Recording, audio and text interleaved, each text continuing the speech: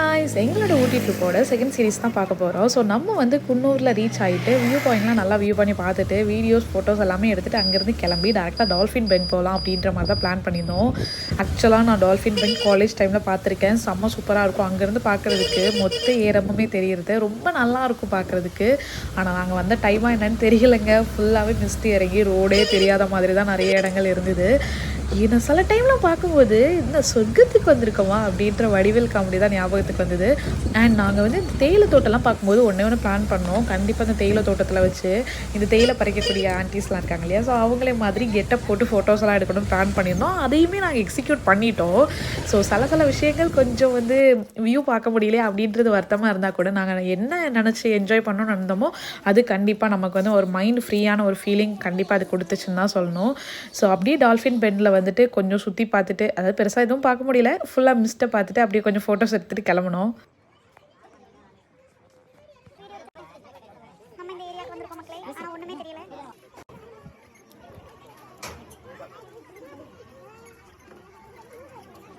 இதெல்லாம் நானே என்ன சின்ன குழந்தையாக ஃபீல் பண்ண தருணங்கள். கொஞ்சம் கிரிஞ்சாக தான் இருக்கும், அட்ஜஸ்ட் பண்ணிக்கோங்க.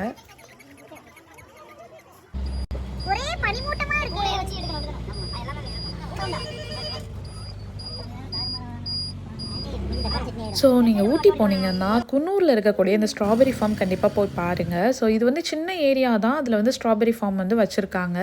ஆக்சுவலாக வந்து செம்ம சூப்பராக இருந்தது ஸ்ட்ராபெரி ஃபார்ம் பார்க்குறதுக்கு. எங்களுக்கு ரொம்ப பிடிச்சிருந்துச்சு. என்னென்னா ஸ்ட்ராபெரி வந்து அவங்க எப்படி பண்ணுறாங்க, அதாவது எப்படி அதுக்கு ஃபர்டிலைசர் என்ன மாதிரி யூஸ் பண்ணுறாங்கலாம் இந்த அண்ணா எக்ஸ்பிளைன் பண்ணியிருந்தாங்க. டெம்பரேச்சர் பார்த்தீங்கன்னா 17 to 25 டிகிரி வேணும். அப்படி மெயின்டைன் பண்ணும்போது நிறைய ஃப்ரூட் கிடைக்கும், ரெகுலராக ஃப்ரூட் கிடைக்கும். ஒரு பிளான்ட் ஃப்ரூட்ஸ் வரக்கு 2 months ஆகும். அந்த 2 monthsலேருந்து 20 months வரைக்கும் கன்யூஸாக ஃப்ரூட்ஸ் கிடைக்கும். நம்ம டெம்பரேச்சர் கரெக்டாக மெயின்டைன் பண்ணலாம். இதில் பார்த்தீங்கன்னா ஒரே ஒரு ஃபெர்டிலைசர் மட்டும் யூஸ் பண்ணுவோம். என்னன்னு பார்த்தீங்கன்னா தயிர், லெமன், வாட்டர், நீம் ஆயில் இதெல்லாம் மிக்ஸ் பண்ணி ஒரு 10 days ஃபர்மெண்ட் பண்ணி அதை ஃபில்டர் பண்ணி ஸ்ப்ரே பண்ணும்போது லீஃப்லையோ ஃப்ரூட்ல ஏதாவது பாக்டீரியா இருந்தால் உடனே செத்துரும். அதே ஃபில்டர் பண்ணி வர வச்சு நீங்கள் உள்ள போடும்போது பிளான்ட் நல்லா க்ரோத் ஆகும். இந்த பிளான்ட்ல வீட்டில் வளர்க்குற எந்த பிளான்ட்டாக யூஸ் பண்ணிக்கலாம். எங்களுக்கு இதெல்லாம் 8 ஃபார்ம்ஸ் இருக்குது. 4 ஸ்ட்ராபெரி ஃபார்ம், அவகேடோ, பீச், ப்ளூபெரிலாம் இருக்குது. நான் எந்த ஒரு ஃப்ரூட்ஸும் எடுத்து வெளியில் சேல் பண்ண மாட்டேன், எக்ஸ்போர்ட் பண்ண மாட்டேன். இங்கே சேல் பண்ணுவோம். அதெல்லாம் நிறைய ஓன் ப்ராடக்ட் பண்ணுறோம். எல்லா ஃப்ரூட்லையும் பார்த்தீங்கன்னா lip balm, cream, scrub, face wash, face pack இதெல்லாம் பண்ணுறோம். ஃபுல்லாக ஆர்கானிக் ப்ராடக்ட் தான். ஸ்ட்ராபெரியில் பார்த்தீங்கன்னா ஒரு ஐட்டம் ஸ்பெஷலாக பண்ணுவோம் வைன். உங்களுக்கு வெளியில் பார்த்தீங்கன்னா pineapple, apple, grapes, red wine, சோலோன் கிடைக்கும். நம்மகிட்ட ஃபுல் ஸ்ட்ராபெரி வைன் தான். அதை நீங்கள் டேஸ்ட் பண்ணி பார்க்கணும். இது பார்த்தீங்கன்னா டைரக்ட் சன்லைட் அவாய்ட் பண்ணணும், டைரக்ட் ரெயின் வாட்டர் அவாய்ட் பண்ணணும். அந்த மாதிரி பண்ணும்போது ஃப்ரூட் நல்லாவே க்ரோ ஆகும். ஃப்ரூட் வந்து மண்ணில் டச் ஆச்சுன்னா சீக்கிரம் வேஸ்ட் ஆகும். அதனால கவர் பண்ணி வச்சிருக்கோம். கவருக்கு மேலே வரும்போது ஃப்ரூட்ஸ் நல்லாவே வரும். அதே மாதிரி ட்ரை ஆகாமல் அப்படியே இதாகிட்டு வரும். உங்களுக்கு ஃப்ரெஷ் ஸ்ட்ராபெரி இங்கே கிடைக்கும். நார்மல் சாய் அண்ட் அவங்க இங்கே விளைவிக்கிற ஸ்ட்ராபெரிஸ் எதுவுமே வந்துட்டு வெளியே கொண்டு போய் சேல் பண்ணுறது கிடையாது. இந்த ஃபார்முக்கு பார்க்க வர்றவங்களுக்கு ஃப்ரெஷ்ஷான ஸ்ட்ராபெரிஸ் கிடைக்கும். அண்ட் தென் வந்து பார்த்திங்கன்னா லிப் பாம், நம்ம மேக்கப் ஐட்டம்ஸ்லாம் ஸ்ட்ராபெரியிலேருந்து என்னெல்லாம் மேக் பண்ணுவாங்களோ அது எல்லாமே இங்கே மேக் பண்ணி வச்சுருக்காங்க. நமக்கு வேணும்னா வாங்கிக்கலாம். அண்ட் ஒயின் கூட சாம்பிள் கொடுத்தாங்க. குடிச்சு பார்த்துட்டு ஒயின் வாங்கினா கூட வாங்கிக்கலாம் அப்படின்ற மாதிரி சொல்லியிருந்தாங்க. ஃபைனலாக நாங்கள் ஆசைப்பட்ட ஊட்டியில் வந்துட்டு இந்த தேயிலை தோட்டத்தில் காஸ்டியூம் போடணும்னு ஆசைப்பட்ட இடத்த வந்து கண்டுபிடிச்சிட்டோம். ஒரு அண்ணா அங்கே நின்றுட்டு இருந்தார் குன்னூர்லேருந்து இறங்கி வரும்போது, குன்னூர்லேருந்து மேலே போகும்போது. ஸோ அந்த அண்ணா கிட்ட கேட்டுட்டு நாங்கள் வந்துட்டு இது ஃபோட்டோ எடுக்கிறது கேட்டிருந்தோம். ஆல்மோஸ்ட் ஒரு பர்சனுக்கு வந்து 200 rupees சார்ஜ் பண்ணாங்க. இந்த காஸ்டியூம்ஸ் கொடுத்துருவாங்க. ஜஸ்ட் மேலே போடுற ஒரு ஸ்டோல் மாதிரி ஒன்றும், அதில் தலையில் போடுற ஒன்றும் கொடுத்துருந்தாங்க. ஸோ இதை போட்டுட்டு அந்த அண்ணா ஃபோட்டோ எடுத்து அந்த ஃபோட்டோவை நமக்கு இன்ஸ்டண்ட்டாகவே பிரிண்ட் அவுட் எடுத்து கொடுத்துருவாங்க அப்படின்னு சொல்லியிருந்தாங்க. ஸோ நாங்களும் எல்லாருமே கிளம்பி அந்த மாதிரி கெட்டப்லாம் போட்டுட்டு போய் தேயிலை தோட்டத்தில் போய் தேயிலை பறிக்கிற மாதிரி ரியாக்ஷன்லாம் கொடுத்துட்டு நின்னோம். ஆனால் எப்படி உண்மையாகவே சொல்கிறேன், அவங்களெல்லாம் வந்துட்டு எப்படி அவங்க இந்த கூடையெல்லாம் தலையில் வச்சுட்ருக்காங்கன்னு தெரியல. செம்ம வெயிட்டாக இருந்தது அது தலையில் போடுறதுக்கு. அண்ட் வந்து இந்த கூடையிலேருந்து அப்படி பிரித்து எப்படி பேக்கில் போடுறாங்க, அதெல்லாம் ஒரு எக்ஸ்பீரியன்ஸ் தான். இல்லை அவங்களுக்கு தான் அது வந்து தெரியும் போல். அண்ட் இந்த மலையிலலாம் ஏறுறதே ரொம்ப கஷ்டமாக இருந்தது. பீப்புள்ஸ் உண்மையாகவே தேயிலை பறிக்கிறவங்கலாம் நல்லா கஷ்டப்பட்டு தான் வேலை பார்க்குறாங்க அப்படின்றத நான் அன்றைக்கி ஃபீல் பண்ணேன். தென் வந்துட்டு பார்த்திங்கன்னா நம்ம இங்கேருந்து ஃபோட்டோ எடுத்துகிட்டு செம்ம பசி. ஆக்சுவலாக மத்தியானம் ஆகிடுச்சு நம்ம ஒவ்வொரு இடமும் ஏறி இறங்குறதுக்குள்ளே.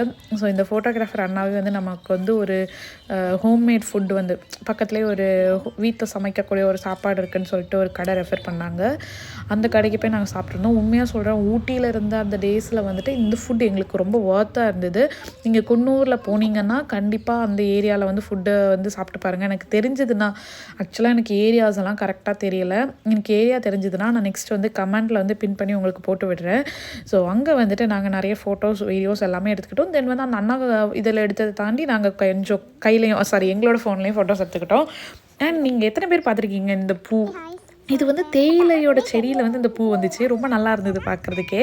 ஸோ நான் அந்த பூவெல்லாம் எடுத்துகிட்டு கொஞ்சம் வீடியோஸ்லாம் எடுத்துகிட்டு காதலெல்லாம் மாட்டிட்டு திரிஞ்சுட்டு இருந்தேன். அண்ட் அது மட்டும் இல்லாமல் என்னோடய ஹஸ்பண்டோட இன்னொரு வேர்ஷன் குழந்தைத்தனத்தை நான் வந்து ஊட்டியில் தான் பார்த்தேன். ஸோ வந்து அவங்களுமே வந்துட்டு ஊரில் நிறைய ப்ரெஷரில் ஒர்க் அது இதுன்னு டென்ஷனில் இருக்கும்போது வெளியில் போகும்போது அவங்களுமே நல்லா என்ஜாய் பண்ணியிருந்தாங்க. எனக்குமே ரொம்ப சந்தோஷமாக இருந்துச்சு அவரை இப்படி பார்க்குறதுக்கு. தென் நாங்கள் மத்தியானம் அந்த லஞ்ச் சூப்பராக இருந்தது. நல்லா சாப்பிட்டு முடிச்சுட்டு அப்படியே நாங்கள் வந்து ரூமுக்கு கிளம்பிட்டோம். என்னென்னா எங்களால் ஒரு டே ஃபுல்லாகவே நாங்கள் சுற்றிட்டே இருந்தோம். பட் பெருசாக வியூ பார்க்கலனாலும் நாங்கள் வந்து எங்களுக்கு எல்லாருக்குமே ரொம்ப டயர்ட் ஆகிடுச்சு. கண்டிப்பாக ரூமுக்கு போயே ஆகணும்னு சொல்லிட்டு ரூமுக்கு கிளம்பிட்டோம். போகிற வழியில் ஒரு காட்டு பகுதியில் எங்களோட வண்டி வந்து ரிப்பேர் ஆகிடுச்சு. ஆக்சுவலாக நான் அந்த வீடியோ கிளிப்பிங் ஆட் பண்ண முடியல. அண்ட் நம்ம ஃபைனலாக ரூம் வந்து ரீச் ஆகிட்டோம். ரூமில் என்னெல்லாம் நடந்துச்சு என்னென்ன ஃபன்னு நெக்ஸ்ட் சீரீஸில் கொடுக்குறேன். பாய்.